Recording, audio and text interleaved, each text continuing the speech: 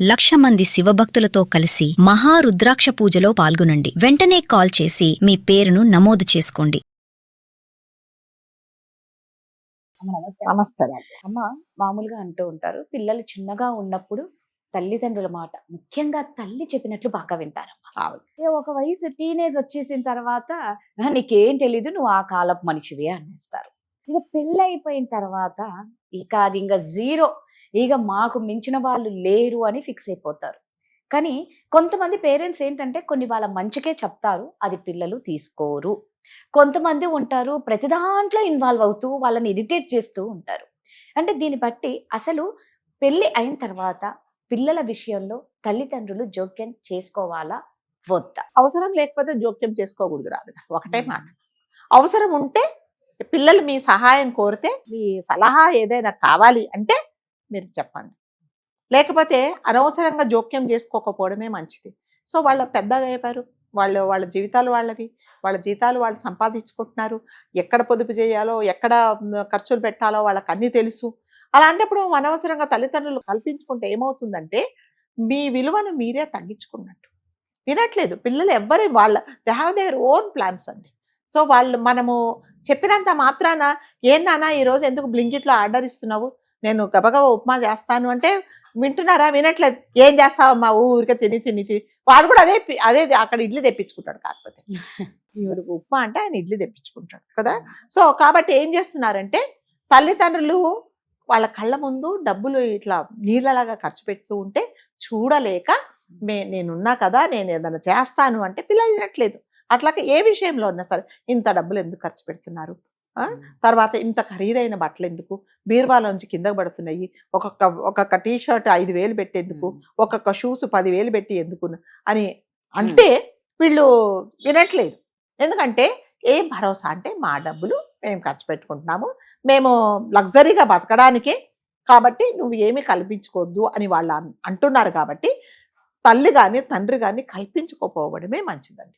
కల్పించుకుంటే ఏమవుతుందంటే మీకు మీ మర్యాదను మీరే పోగొట్టుకున్నాడు. ఎవరు వింటున్నారు చెప్పండి? ఎవరన్నా వింటున్నారు? ఏ పిల్లలు తల్లిదండ్రుల మాట ఎక్కడ వింటున్నారు? వినట్లేదు. వాళ్ళు ఏమన్నారంటే మాకు తెలుసు, మాకు తెలిసినప్పుడు మీరు ఎందుకు చెప్తారు, మీరు చెప్పాలి. దట్టు నీ కాలంలో ఉన్నట్టుగా నువ్వు చేసినట్టుగా ఇప్పుడు జరగట్లేదు, ఇప్పుడు జరగటం లేదు. పిల్లవాడు కేవ్ అనగానే మేము కార్పొరేట్ హాస్పిటల్కి పరిగెత్తుకుంటూ వెళ్ళిపోతాం.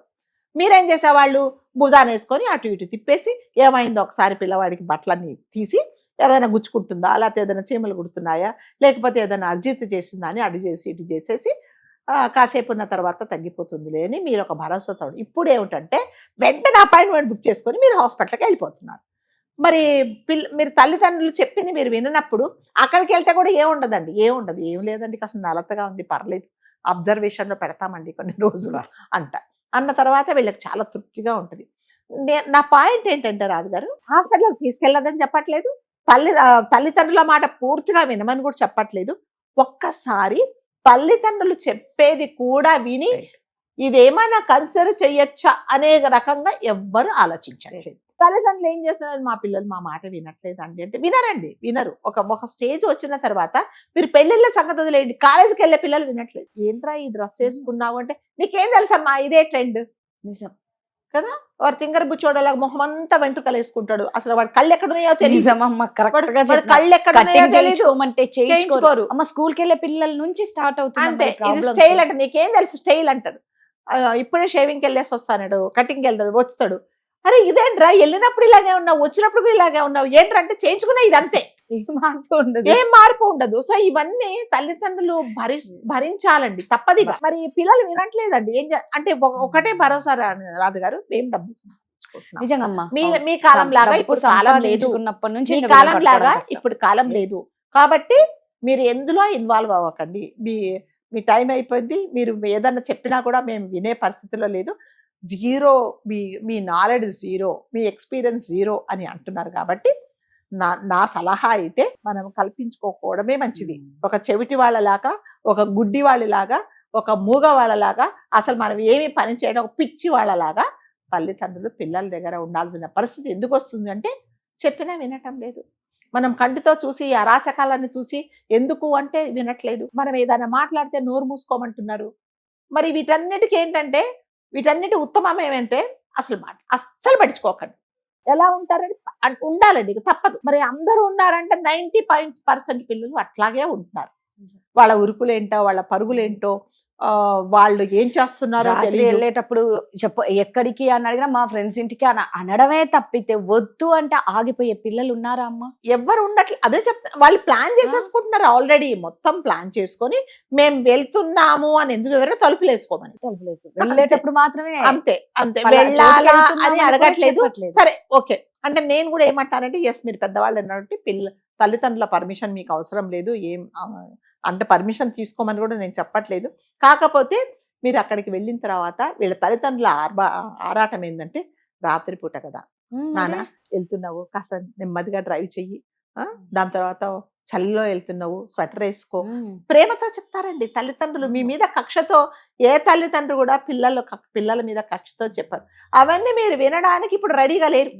ఎవరు రెడీగా లేరు. మాకు తెలుసులేమ్మా, అంత చలి అయితే ఏముంది, రోడ్డు మీద ఆపేసి ఒక స్వెటర్ కొనుక్కుంటా, డబ్బులు ఇట్లా బయటకు వచ్చేస్తుంటాయి జోబులలో నుంచి. మరి తల్లిదండ్రులు ఇన్వాల్వ్ అవ్వాలా లేదు అంటే, తల్లిదండ్రులు ఇన్వాల్వ్ అవ్వకపోవడమే మంచిది. నేను వందసార్లు చెప్పమన్నా చెప్తా. ఎందుకండి ఇన్వాల్వ్ అవ్వడం ఎందుకు? మన పెద్దరికాన్ని పోగొట్టుకోవడం ఎందుకు? వాళ్ళు వినరని మనకు తెలిసినప్పుడు వాళ్ళు వినట్లేదని మనం బాధపడడం ఎందుకు? ఎవరో కొండకొచ్చో ఎవరో ఉండొచ్చు తల్లిదండ్రులు, అది ఆ తల్లిదండ్రుల మాట వినబడ బరిగా టూ మచ్. వాడు అన్ని ఆస్మానం అమ్మ దగ్గర, మా అమ్మని అడిగి, అది అతివృష్టి. మా నాన్నని అడిగి చెప్తా, మా అమ్మని అడిగి చెప్తా. పెళ్ళం బయటికి వెళ్దామంటే ఉండి మా అమ్మని అడిగేసి వస్తా అన్నాడు. అది ఇంకా మరీ విపరీతం కదా. ఏంటి గుడికి వెళ్దామండి అంటే ఉండు మా అమ్మని అడిగారు, మా అమ్మని కూడా తీసుకెళ్దామా అని అంటాడు. అది మరీ చిరాకు వచ్చేమాట. కాబట్టి అవసరమైన చోట ఒకవేళ అమ్మ వాళ్ళు వాళ్ళ జీవితంలో ఎక్స్పీరియన్స్ తో చెప్తున్నారు కాబట్టి ఏదన్నా వినొచ్చా, ఒకవేళ నేను వింటే దీనివల్ల నాకేం నష్టం లేదు కానీ ఒకసారి వింటే వాళ్ళని గౌరవించినట్టుగా అవుతుంది. అలానే ప్రతి ఒక్కటి మీరు చెప్పక్కర్లా. మీరు ఈరోజు ఉద్యోగం పోయింది, ఈరోజు నాకు నా టీఎల్ నన్ను కోపడ్డాడు, ఈరోజు క్లయింట్ మీటింగ్లో నన్ను ఇలా అన్నారు, ఇవన్నీ మీరు చెప్పద్దు, ఏం చెప్పక్కర్లేదు. ఎందుకంటే వాడికి ఏం అర్థం కాదు. కొంతమంది పిల్లలు అంటే ఎందుకు చెప్పడం, పాప పెద్దవాళ్ళు అయిపోయారు కదా, వాళ్ళని ఎందుకు మనం బాధ పెట్టడం అని అట్లాంటి విషయాలు ఏమి చెప్పకండి.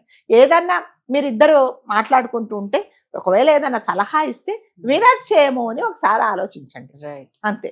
అంతకంటే ఏం లేదు. అలా అని తల్లిదండ్రులు అదేంటి మిమ్మల్ని చెడుదారి పట్టిస్తారని లేదు.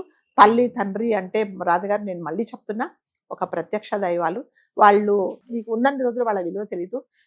వాళ్ళు కనుమరుగైన రోజున, తల్లి తండ్రి అనే వాళ్ళు లేని రోజున మీరు చాలా బాధపడాల్సి వస్తుంది. కాబట్టి తల్లిదండ్రులను బాధ పెట్టకుండా వాళ్ళు చెప్పిన వాటను కొంచెం వినడానికి మీరు ట్రై చేయండి, అంతే. కరెక్ట్ గా చెప్పారమ్మా. Thank you.